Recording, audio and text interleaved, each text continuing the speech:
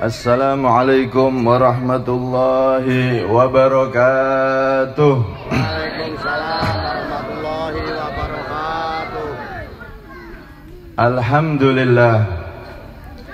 Alhamdulillahilladzi an'ama alaina bil hurriyati wal istiqlal.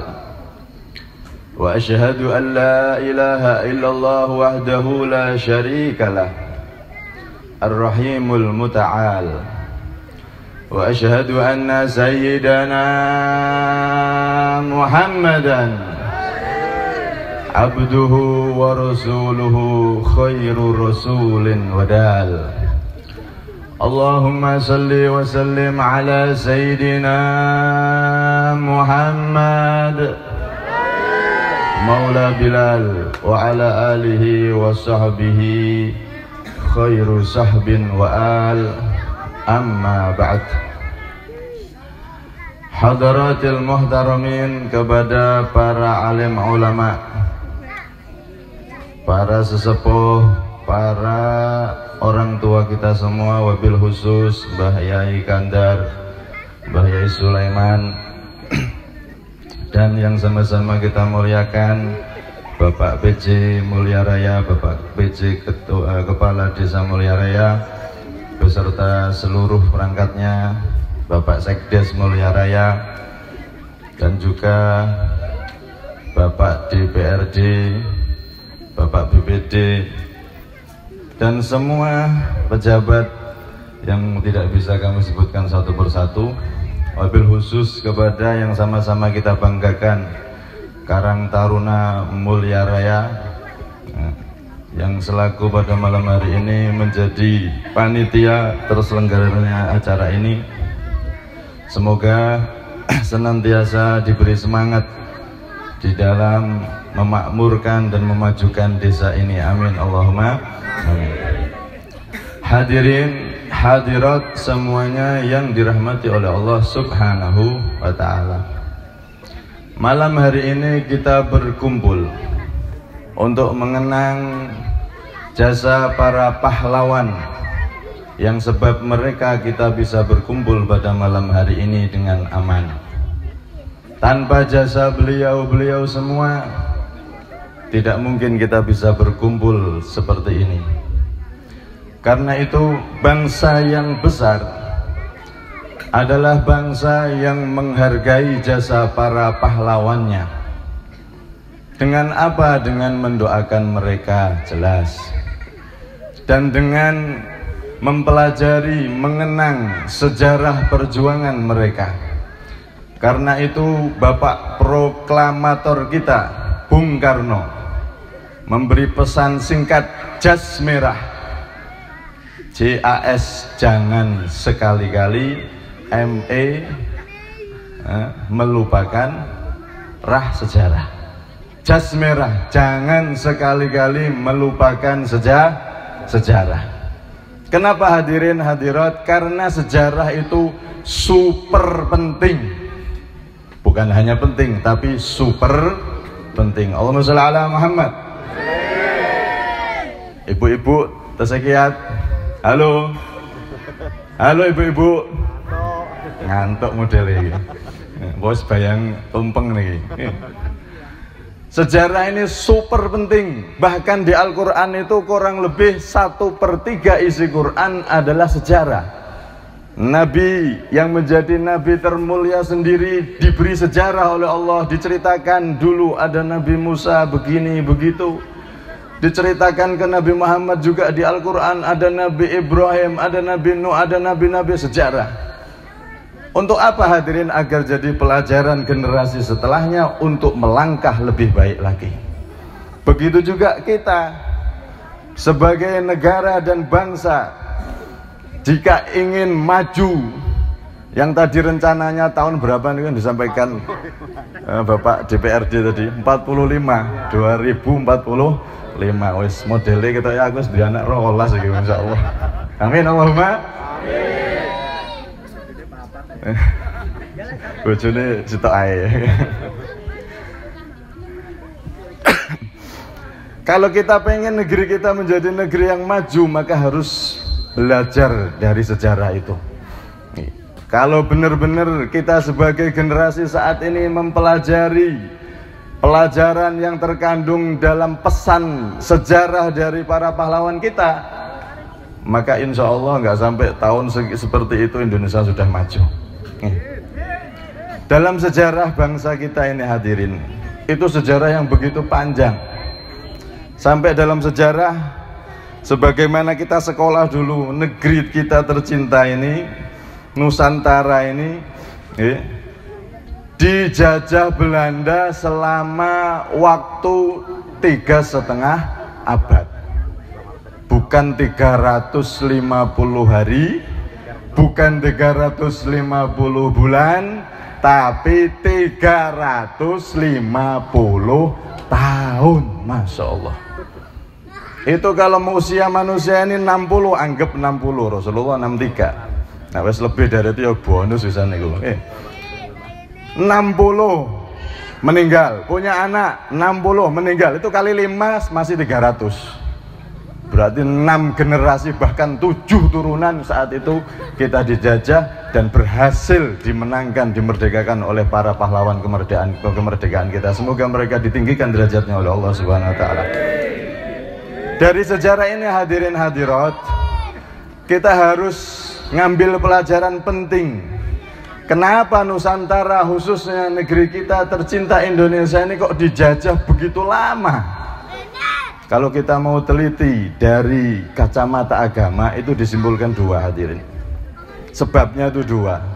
Satu, karena saat itu leluhur kita dulu itu masih berjuang sendiri-sendiri, bercerai-berai, berjuang sendiri-sendiri, bahkan mudah diadu.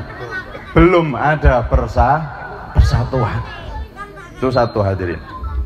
Yang kedua, ternyata orang-orang yang hidup di zaman pejuang dulu itu juga ada yang jadi para pengkhianat. Kurang persatuan, masih bercerai-berai, berjuang sendiri-sendiri. Kerajaan ini ngelawan Belanda sendiri, kerajaan ini, kerajaan itu, semuanya sendiri-sendiri, belum ada persatuan. Terus masih dijegal dengan orang-orang sesama anak bangsa, tapi mementingkan kepentingan sendiri, mengorbankan bangsanya sendiri, yaitu para pengkhianat-pengkhianat bangsa yang jadi antek-antek Belanda. Na'udzubillah min dzalik. Gara-gara 2 ini hadirin, akhirnya lama 350 tahun dan dimulai persatuan, mulai tumbuh begitu kuat saat pemuda-pemuda dari seluruh Nusantara berkumpul. Sumpah Pemuda. Kalau sekarang diwakili Karang Taruna. Ini mercusuar persatuan ini. Sumpah Pemuda akhirnya terus sampai akhirnya dengan persatuan yang kuat, akhirnya Allah Subhanahu wa taala memberikan anugerah besar berupa kemerdekaan Republik Indonesia 17 Agustus tahun 1945. Alhamdulillah. Karena itu hadirin, jika daerah kita pengen merdeka, pengen makmur ekonominya, pengen makmur, merdeka akhlaknya, jauh dari akhlak-akhlak yang jelek dan seterusnya, pengen maju, maka hindari 2 ini hadirin. Jangan bercerai-berai dan jangan punya sifat khianat. Sebagaimana dalam Al-Quran Allah Subhanahu wa ta'ala berfirman, wa'tasimu bihablillahi jami'an wa la tafarraqu.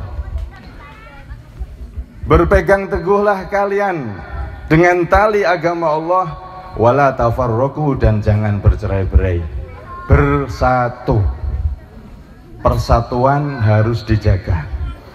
Bersatu itu tidak harus berubah jadi satu hadirin, jadi bentuk sama, enggak hadirin. Bersatu itu bersama di dalam perbedaan, walaupun beda tapi saling menghormati dan menghargai, tidak saling menghina, tidak saling mencaci, tidak saling menjatuhkan. Itu namanya persatuan. Kenapa? Karena memang perbedaan ini sudah wajib, sunnatullah hadirin, ketentuan dari Allah. Lawang kita manusia ini aja berbeda kok. Ada yang laki, ada yang perempuan. Perbedaan tapi bisa bersatu, akhirnya jadi suami istri, mantan anyar seperti ketua Karang Taruna nih. Moga-moga sakinah mawaddah warahmah. Amin. Kasih anak yang berah. Amin. Yang belum punya keturunan juga dikasih keturunan oleh Allah berkat kumpulnya kita malam hari ini. Amin. Allahumma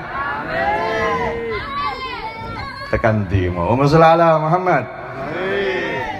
Perbedaan jangan dijadikan alasan untuk tercerai-berai. Karena kalau sudah begitu kita sendiri yang rugi dan daerah kita juga tidak akan pernah maju-maju. Rasulullah SAW dalam salah satu hadis beliau pernah mewasiatkan, mengingatkan kita khususnya umat Islam. Inna syaitana qad ya'isa ayya'budahul musallun fi jaziratil Arab. Walakin fit tahrishi bainahum kama qala Nabi sallallahu alaihi wasallam. Allahumma shalli ala Muhammad. Setan itu udah putus asa goda umat Islam untuk nyembah berhala lagi. Goda umat Islam untuk nyembah pohon lagi. Sudah sulit itu sudah. Wes putus asa setan, tidak mungkin sudah. Umat Islam sudah kuat-kuat akidahnya. Tapi ada satu celah yang akan dijadikan setan menghancurkan kita. Apa itu? Tahrish bainahum. Ditimbulkan perpecahan, cerai-berai di antara mereka umat Islam. Perbedaan pendapat yang seharusnya menjadi indah, karena kalau tidak berbeda itu tidak indah hadirin.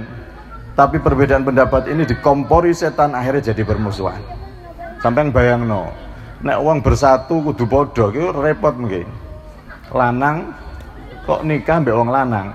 Ya ini jenenge jeruk makan jeruk, tidak ono, tidak enak.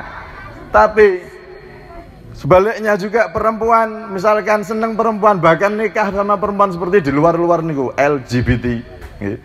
Napa LGBT niku? Lemper, getuk, terong, napa-napa niku. Ini model apa ini? Persatuan model apa? Rumah tangga model apa ini? Perlanang ketemu lanang, jeruk makan jeruk. Wedok kok seneng mbek wedok. Iki jenenge donat ketemu donat. Yang enak itu yang berbeda tapi saling menghargai, saling melengkapi, akhirnya jadi rumah tangga yang mawaddah, sakinah, warahmah. Semoga rumah tangga kita semua dijadikan rumah tangga seperti itu. Amin Allahumma amin. Terkadang beda organisasi, beda partai, sesama anak bangsa, bahkan sesama umat Islam ndak sopoan hadirin. Mungkin pas liku kampanye, beda biasa no. Kaya apa ijo, kaya apa abang, kaya apa kuning, kaya apa aku ireng ae. Udah biasa, warna kulit aja beda. Warna kulit aja kita sudah melambangkan, ada yang putih, ada yang hitam, ada yang sawo matang, enek sing wireng tunteng-tunteng.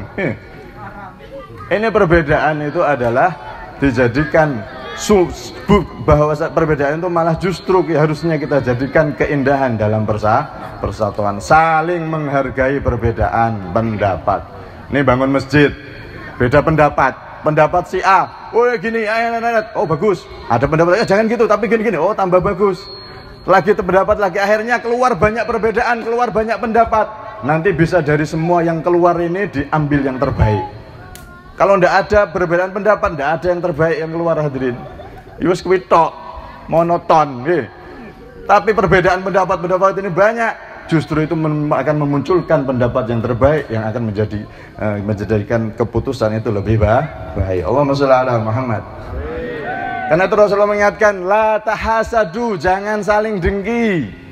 Rasulullah juga mengingatkan, wala tabaghadu, jangan saling benci. Wa kunu ibadallahi ikhwana, jadilah engkau wahai umatku, kalian wahai umatku, kata Rasulullah, wahai hamba-hamba Allah, ikhwanan, jadi bersaudara, sedulur, jadi dulur, jadi saudara. Jangan perbedaan malah dijadikan permusuhan. Naudzubillah min dzalik. Wes mboten musim niku. Nek zaman dulu, kadang-kadang sampai ya Allah bentrok Pak. Beda partai zaman dulu tuh sampai ngeri. Tapi alhamdulillah sekarang sudah banyak yang sadar. Banyak yang sadar itu perbedaan itu memang sudah pasti, akan tetapi jangan sampai menjadikan kita saling bertengkar dan saling menghina, bahkan saling mencelakai. Naudzubillah min dzalik. Karena itu mari kita galang persatuan.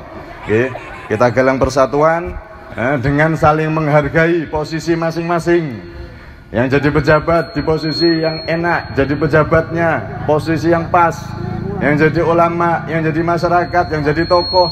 Mari perbedaan posisi ini kita jadikan persatuan untuk saling melengkapi sehingga daerah kita semakin maju dan diberkahi. Amin Allahumma amin. Ini yang pertama. Yang kedua,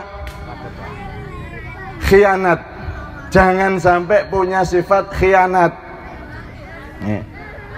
Gara-gara khianat ini Pak, banyak para pahlawan kita yang mudah ditangkap oleh Belanda dan dibunuh oleh Belanda.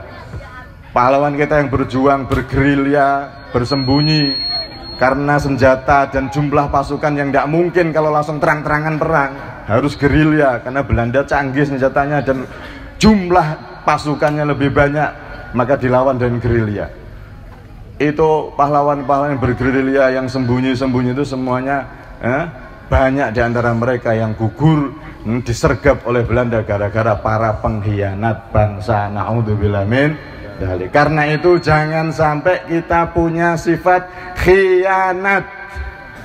Allah Subhanahu wa taala memperingatkan akan hal ini, ya ayyuhalladzina amanu la takhunullaha war rasul wa takhunu amanatikum wa antum ta'lamun. Wahai orang-orang yang beriman, wahai orang-orang yang percaya, setelah dunia di depan sana ada akhirat, di akhirat ada surga, ada neraka. Surga selama-lamanya nikmat, neraka selama-lamanya siksa. Wahai orang-orang yang percaya itu semua, jangan kalian mengkhianati Allah dan Rasulullah dan mengkhianati amanat yang telah diembankan kepada kalian. Ini merdeka dicapai dengan tangisan, dicapai dengan cucuran darah oleh para pejuang dan diamanatkan kepada kita generasi setelahnya ini. Ini amanat besar hadirin. Jangan sampai kita malah menjadi orang yang punya sifat khianat, tidak meniru para pejuang tapi malah meniru para pengkhianat.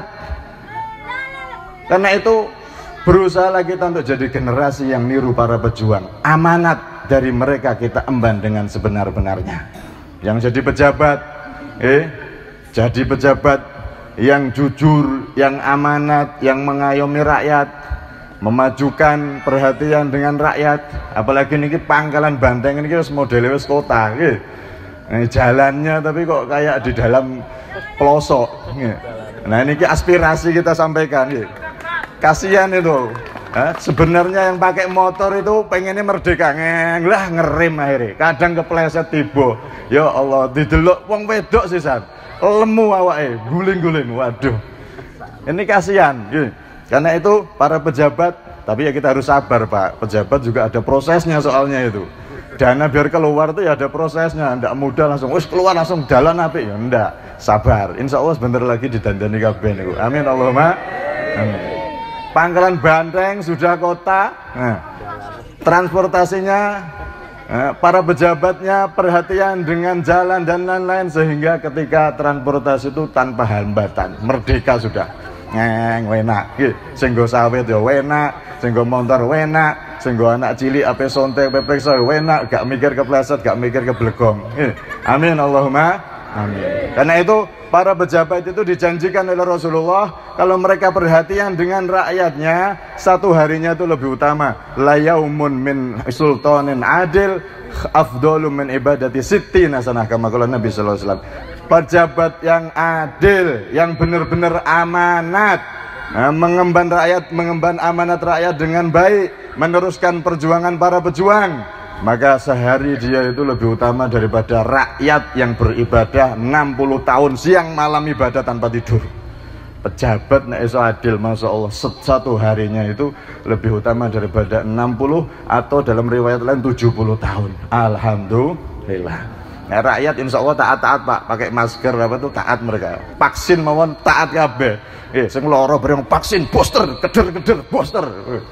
Nah ini juga rakyat taat sama para pemimpin, pemimpin juga harus perhatian dengan rakyat. Allahumma shalli ala Muhammad.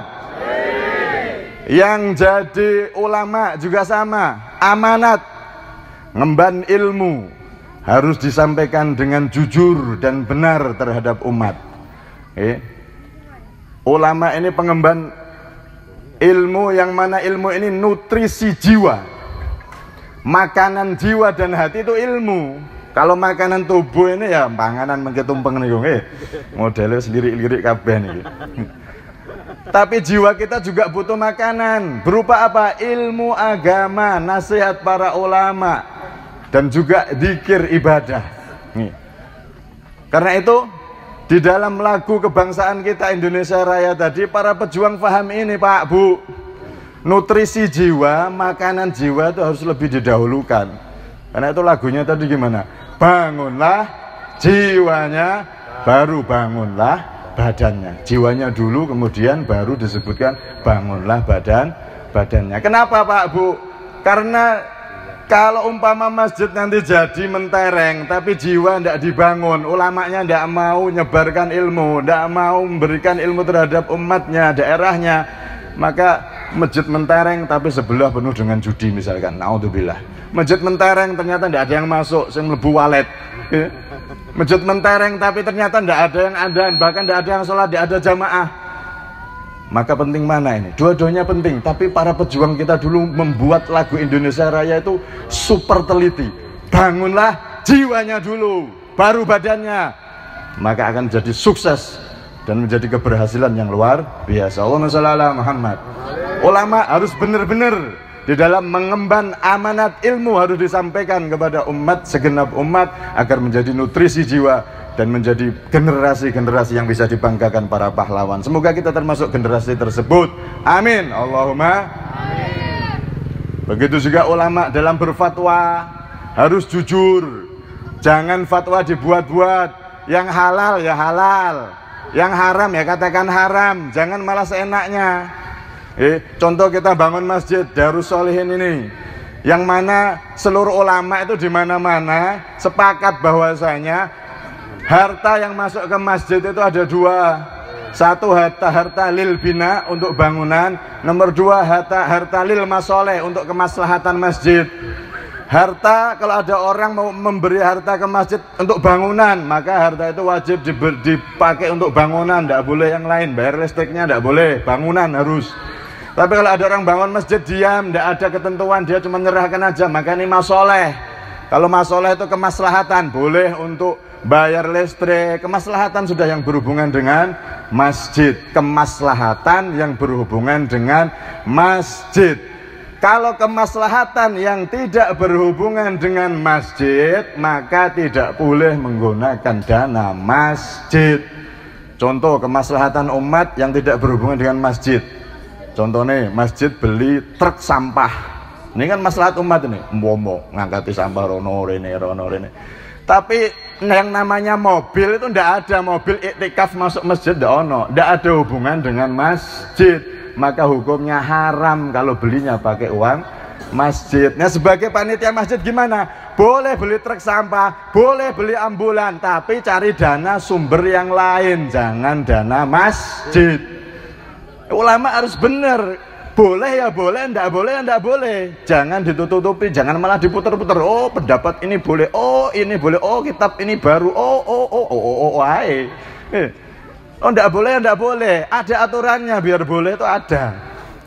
Karena itu para ulama ini pengemban tugas berat, karena dia adalah wukalaur rasul, para wakilnya Nabi Muhammad SAW, untuk memberi nutrisi makanan hati para umatnya Nabi SAW. Harus amanat. Jika tidak amanat, fa'alimun bi ghairi ilmin ya'malu mu'addabun. Orang yang alim, yang dengan ilmunya dia tidak mengamalkan, yang haram dihalalno, yang halal diharamkan, atau dia bermain-main dengan fatwa, bermain-main dengan ilmunya, maka dia fa'alimun biwari ilmin ya'malan mu'addabun min qabli ubadil wathan. Dia akan nanti dimasukkan neraka oleh Allah terlebih dahulu daripada penyembah berhala. Ngeri ini wong alim. Harus amanat. Amanat, berjuang menyebarkan ilmu. Begitu juga Allahumma shalli ala Muhammad. Yang jadi orang kaya, tokoh masyarakat juga sama. Gunakan kekayaan ini untuk berjuang, ikut melestarikan amanat dari para pejuang. Jangan hanya kita jadi orang kaya, duitnya cuman ditumpuk-tumpuk tok, dakai ATM, digitnya panjang, 0 sampai rolas. Pinten niku nek 0 rolas. Wis wae pokoknya. Apa nilainya harta itu, Pak, Bu? Apakah nilainya itu digitnya itu ditumpuk-tumpuk duit di bantalan? Mari ngono sesuk innalillahi wa inna ilaihi rajiun. Apa nilainya? Apakah dia orang terkaya? Justru dikubur dia jadi orang termiskin, termenyesal, itu sudah. Nilai harta itu bukan nominalnya, tapi nilai harta itu manfaatnya. Enek masjid dibangun. Masjid enek bener, masjid Ahlus Sunnah wal Jamaah, bukan masjid aliran-aliran sesat. Sumbang yang banyak. Wong di duit akeh, duitnya MM-an, nyumbangnya cuman 1 juta, 2 juta, 5 juta, receh niku. Duitnya MM-an ya nyumbangnya ya 100 juta, 300 juta, begitu kalau kaya raya. Buat apa uang ditumpuk-tumpuk toh? Toh kalau nyumbang masjid diganti oleh Allah lebih banyak lagi nanti. Ada masjid bangun, sumbang, madrasah sumbang, pesantren sumbang, fakir miskin sumbang, yatim piatu sumbang. Gunakan sebanyak-banyaknya harta yang dititipkan oleh Allah kalau memang jadi orang kaya raya, miliarder. Gunakan sebanyak-banyaknya untuk itu semua. Ikhlas karena Allah, bukan karena tendensi apa-apa. Oh ini masjid ini, saya tidak cocok sama panitianya, males aku nyumbang. Yang rugi kamu sendiri, masjidnya tidak rugi apa-apa. Masjid itu pasti jadi 100%, 1000%, 1.000.000% yang namanya masjid. Kalau dibangun dengan niat yang tulus, 100%, 1.000.000% pasti jadi. Karena rumahnya Allah, tidak butuh sumbangan siapa-siapa. Yang bangun panitianya wong iki males, aku gak cocok mbek mau nyumbang aku. Enggak mbek sumbang enggak paten. Pasti jadi kok nanti. Masjid itu rumahnya Allah, pasti jadi. Nek niatnya tulus ikhlas untuk bangun rumahnya Allah, pasti dipermudah oleh Allah. Ini sudah berapa persen ini? Alhamdulillah. Masjid kita, masya Allah, mungkin ini dari donatur-donatur yang ikhlas masuk, dan juga doa-doa yang nggak bisa nyumbang, mungkin doa-doa mereka dijabah oleh Allah sehingga dana jadi lancar. Jadi semuanya saling mendukung, yang kaya dengan harta, yang tidak punya ya dengan doanya di tengah malam. Siapa tahu dengan doa itu cepatnya masjid itu jadi gara-gara doa tersebut. Semoga masjid kita nanti dijadikan cepat jadi dan berkah dohir batin. Amin Allahumma amin. Ini orang kaya. Orang kaya itu gunakan harta. Ibadah paling utama orang kaya bukan sholat duha 1000 rakaat, tapi ibadah paling utama orang kaya setelah yang wajib, setelah sholat 5 waktu, setelah yang wajib adalah mengeluarkan harta sebanyak-banyaknya untuk manfaat umat, manfaat terhadap negara atau desa yang kita cinta ini, meneruskan perjuangan para pejuang. Semoga orang-orang kaya yang ada di daerah kita jadi orang-orang kaya, pejuang, meneruskan perjuang dan amanat dari para pejuang. Amin Allahumma amin. Yang jadi orang tua, amanat, meneruskan, nyiapkan generasi setelahnya. Amanat kemerdekaan diembankan kepada kita. Kita ini tidak akan lama, pasti juga akan menyusul mereka ke alam barzah. Kita siapkan generasi-generasi yang bisa mengemban amanat ini dengan baik. Anak-anak kita jangan sampai jauh dari agama. Bangunlah jiwanya, itu harus terlebih dahulu. Anak-anak kita silakan pandai bahasa Inggris, silakan pandai bahasa Jepang, bahasa Korea, bahasa apa sudah terserah. Mau ahli ini, mau ahli itu, fisika, matematika, silakan, tidak ada yang larang. Tapi jangan sampai anak kita ahli ini, ahli itu, profesor bahkan, tapi ternyata wudhu belum benar. Ternyata sholat belum benar. Ternyata ibadah yang setiap hari dilakukan belum benar.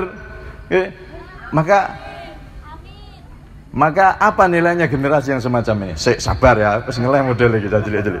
Sampai selesai ini sudah.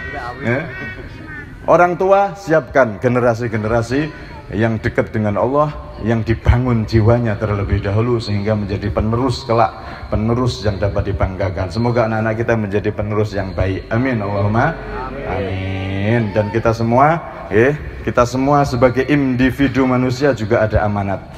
Amanat yang diembankan oleh Allah dalam diri kita ini, mulai mata, tangan, ketuk kaki, semuanya ini juga amanat yang harus kita jaga dari segala larangan Allah Subhanahu wa taala. Ini didawak-dawakne sakno cah cilik-cilik niku wis amin amin amin weh model iki kiai dituntut cah cilik-cilik gitu. Allahumma shalli ala Muhammad.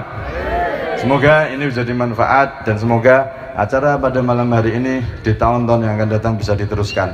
Yang ceramah kalau bisa jangan saya, seger ben liyane ngoten lho. Jadi di tahun-tahun yang akan datang diteruskan acara semacam ini, mendoakan para pahlawan ini, dibanggakan mereka. Karena orang yang meninggal itu dalam riwayat mereka itu didoakan tuh sangat seneng, lebih seneng daripada dikasih dunia seisinya. Saking senengnya didoakan. Acara semacam ini adalah acara yang paling tepat untuk memperingati kemerdekaan, mendoakan mereka para pahlawan dan mengenang sejarah mereka sehingga kita bisa melangkah lebih baik lagi.